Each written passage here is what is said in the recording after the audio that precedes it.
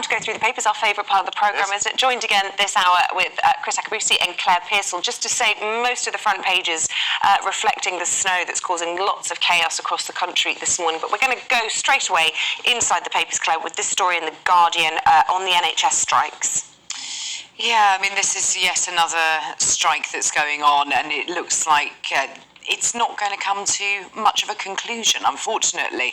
You've got both sides refusing now to sit round. I know the NHS workers have said it's the government's fault, and the government are saying, you know, this is the NHS fault. So you've got an awful lot of people who are going to cause untold misery to individuals who need their help. And as you were just saying with the snow, this cold snap is going to bring on some severe illnesses, trips, falls, all of that we are going to be reliant upon the NHS. Now, nobody thinks that workers shouldn't be paid well, but I specifically don't support striking. And the two of these things are not mutually exclusive, and I think that's what people are failing to understand. I think walking out when you are a healthcare worker is really, really irresponsible.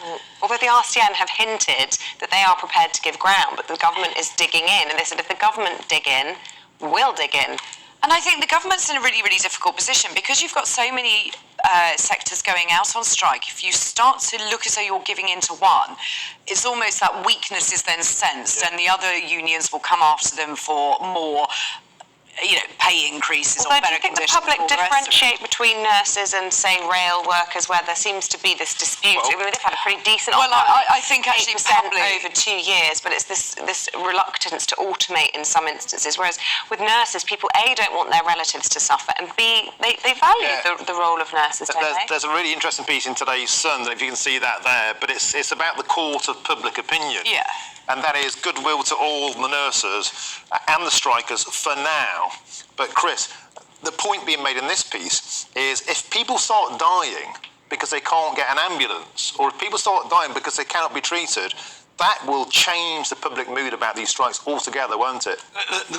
There's no doubt. And I feel sometimes a little bit uncomfortable sometimes talking about this sort of thing because I know that I'm in a privileged position. You know, I've got a good job, good wage. I'm not having to decide between hitting and eating. Last night I heard a caller on a radio programme, and he called in and he burst out crying. The radio presenter was fantastic, and he said, I don't care about politics, I don't care about Labour, I don't care about Conservatives, I think I'm going to die. I think I'm going to die in my house. Me and my dog, we're going to die. And it was for about 4 minutes, and this is real tough for the nurses to be going on strike. Clearly, some of them think that they cannot actually live in a way that they would hope to be able to live and serve the public. They think that everything's failing. That caller just rattled my cage because I realised I don't know his experience. This was man, he sounded like my sort of age, 40s, 50s, 60s, 60s, and he was scared of dying in his... And so these people are saying, we can't afford to live. And, you know, we've gone through the global financial crisis in 2008, and you asked Middle Britain and the working classes just to hold on a little bit. Then we've gone through Brexit. Then we've gone through the war in Ukraine. We found money for the war in Ukraine. I know we're going to be talking about asylum seekers. We found money for asylum seekers. And this guy was saying, please don't forget me. I feel on my own. It was an awful phone call. So when I see this sort of thing, I think, there but by the grace of God go I. I do not know what it's like to be a lower tier NHS worker who can't afford to heat their home. Go on. Well, you'd have to have a heart of stone not to be moved by that. Of course, that is a terrible, terrible thing, and we send our heart out to that caller. But we are facing the highest taxes in 70 years in this country. We know the pressure that the government's under for the reasons that you've listed. How does the government deal with this crisis? Because they haven't got a bottomless pit of cash. It means they don't even have any cash. It's our money that they ultimately have to take. They increase taxes, and then we're all in a worse position. But you're right, but how do you say that to the person who sees that we find money for Ukraine? We find money for the boat people who are coming across in their droves. We find money for the bankers, you know, and I'm not even going to go any of those sectors, but we seem to find money for all these things, and yet the normal working class British person who's done what they've told for 20 years, and they find themselves like yesterday, they're all wrapped up. They've got their hats on in the living room, and they can't put the heating on. So look, it's not easy. That's why it's above my pay grade. I don't have to deal with it. But yes, I do understand the challenge that some of these people are going through. Well, Claire, to your story now, the Times, and all of these issues are having a political effect, aren't they? Because Conservative voters seem to be getting a bit disgruntled with the current offering, and they are hinting in the Times today about a return to the front line for politics for a certain Mr. Nigel Farage.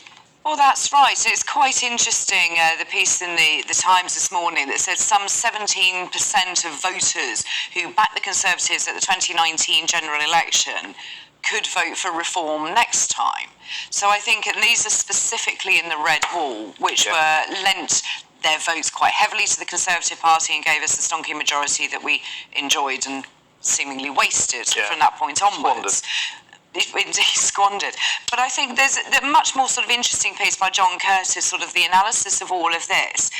We need to establish who the current reform supporters would vote if a candidate is not stood in that area. And I think that's kind of the more interesting factor, is where are these votes coming from? And if there isn't that alternative, where are they going to?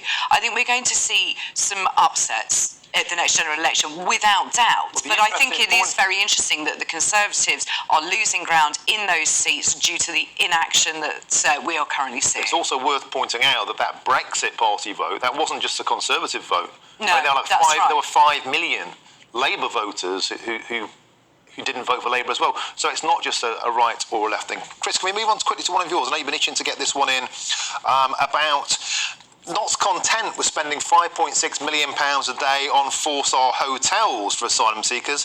It's now what, high for Albanians? Yeah, so what I think, I mean, David Davies is quoted in there, and he's saying that he recognises that it's a critical moment, that it's very, very unpopular, and I think what they're trying to say is... Holiday camps. Yeah, they're going to use holiday camps, army barracks and student accommodation. Just used holiday camps under my... Yes, of course, yeah. Off-season, so they're empty. Off-season, yeah. Yeah, because they recognise that spending £5.6 million on hotels is not palatable to the general public.